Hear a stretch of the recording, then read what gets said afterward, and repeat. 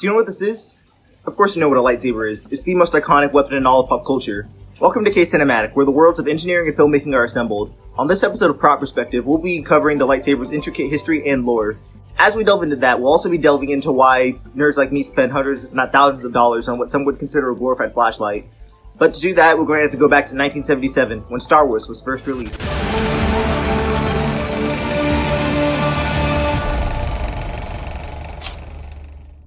When developing the futuristic setting of the Star Wars universe, George Lucas conceived the lightsaber to complement the futuristic aesthetic, seeing the lightsaber as a proper antithesis to other futuristic weapons such as blasters. Lucas's idea was to use the lightsaber to reflect the philosophy of the Jedi by acting as a symbol of nobility and honor as opposed to an actual weapon. For the original Skywalker saber, set decorator Roger Christian brought the handheld prop to life with the help of a Graflex flash gun, which served as the body of the hilt, with additional details such as a cabinet T-track for the black handles and a D-ring clip. Vader and Kenobi's hilts were similarly made of round parts and then glued together. It's because of this fact that it was made a rite of passage for any Star Wars fan to head to Home Depot and fashion their own hilt. I don't enforce the rules, I just make them. Anyway, once Lucas was satisfied with the hilts, it was brought to the hands of special effects artist John Sears, who once he had it, installed a 3-sided wooden dowel rod with the same reflective material used for highway signs. We rotated with reflective tape so that it would flash and it would create light on the actors and all that. That never really worked. As soon as they hit each other, they broke the lightsabers. To give the lightsabers their final touch, animator Nelson Shin was tasked with animating the lightsaber through a process known as rotoscoping. This is the act of painting over footage frame by frame. The process is said to have only taken a week to accomplish, which is said to have left Lucas pretty impressed, which I hear isn't easy. Shin's contributions to the lightsaber continued as he advised the filmmakers to employ the use of an X-Acto knife to give the lightsaber a sharper look. He also advised that sound should accompany the lightsaber's movements, specifically with the degausseur effect. Sound has always been a staple in the identity of the lightsaber.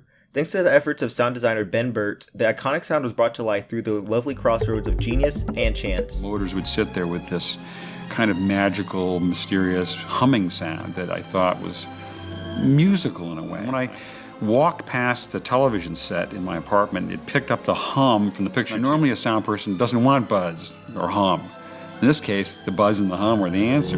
For the rest of the original trilogy, the spinning rods were replaced with carbon rods, which are still fragile but somewhat easier to work with.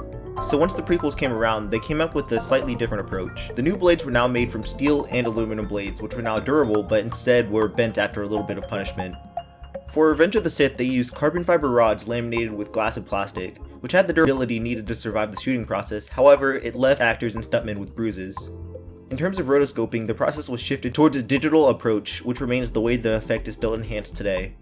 For the hilts, the manufacturing process was shifted to utilize resin and machined metal to give the lightsabers a more uniform look to match the era. This would go on to be how the props department crafts them in contemporary Star Wars.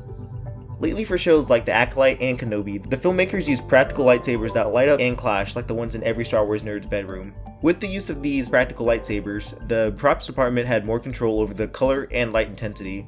With the light now being captured on camera, stories were given more depth by enriching the cinematography through how it allowed the characters' emotions to be expressed.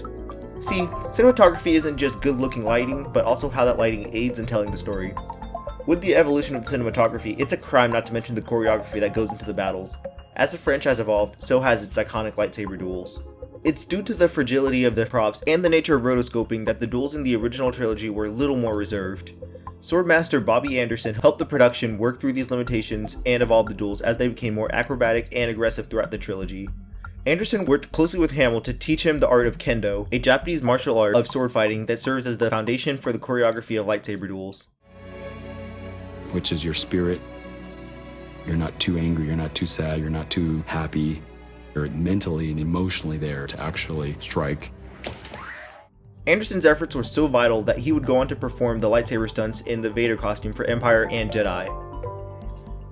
Years down the road, when the prequels were being made, stunt coordinator Nick Gillard worked with George Lucas closely to bring the idea of a lightsaber duel being a story to the forefront. It's thanks to these efforts that the more energized and nuanced lightsaber duels in the prequels are held to the standard that they are today. Before I move on to this next section, I actually wanted to give a huge shout out to action director Christopher Clark Cohen and stunt coordinator Mark Gither for their work at the Acolyte and bringing a unique set of battles to screen. It really made me happy to see such a brutal battle brought to the screen and shifted the narrative of the series. I loved how the duels contributed to the overall story and piqued my investment in the franchise. Investment into the lore is yet another bridge into the galaxy far, far away. As the lore goes deeper, so do the stories that can be told. In-universe, the lightsaber hosts a complex structure to make it work the way it does. Its uniqueness is in how it's tailored towards the creator's needs and preferences. The average lightsaber hilt contains a blade emitter, an activation switch, hand grip, power source, and a pommel cap which sometimes holds an additional power cell. Why I say the average is because the lightsaber hilts come in many forms such as the curved, double-bladed, crossguard, shoto, whip, and so many other variations I want to mention. The lightsaber is extremely powerful with its versatility to the point only a handful of materials can resist the blade, such as Beskar, Frick, and Cortosis. Perhaps the most important actor to the power of the lightsaber is the Force-attuned Kyber Crystal, which not only synthesizes the power of the lightsaber but also reflected the user's connection and use of the Force. Some examples being red for corruption and power, blue for determination and discipline, green for wisdom and diplomacy, purple for balance, and yellow for knowledge and scholarship. Currently, the most faithful replication of the lightsaber's function is found in the Galaxy's Edge experience. For those of us who don't have the money to drop for that trip, we look towards websites such as Art Sabers, Saberforge, Crimson Dawn, and many other places. I don't know about y'all, but I grew up with these. My fingers still haven't felt the same. Luckily, once I got big boy money, I was able to afford this. Worth it. Probably should have done this at night. Before buying these kind of lightsabers, ask yourself this: are you going to use it for dueling or kind of aura farming? For dueling and more budget-friendly folks, I recommend the baselit sabers, which basically means you have a glorified flashlight. For those who mainly be taking pictures or using it for cosplay, I recommend the Xenopixel sabers. The vastness of the lightsaber is the greatest strength because it not only connects us to these characters, but also gives us a deeper connection to ourselves. Matter of fact, comment below your preference of your favorite lightsaber. Even better if you tell me what your lightsaber would or does look like. When making and wielding a saber, you learn a lot about yourself and others around you, which has been the thread that has connected fans across nations and time. That's gonna do it for this episode of Prop Perspective. Thank you so much for sticking with me. Be sure to comment if you want to see more of these. Be sure to follow me on Instagram and TikTok. And as always, may the Force be with you.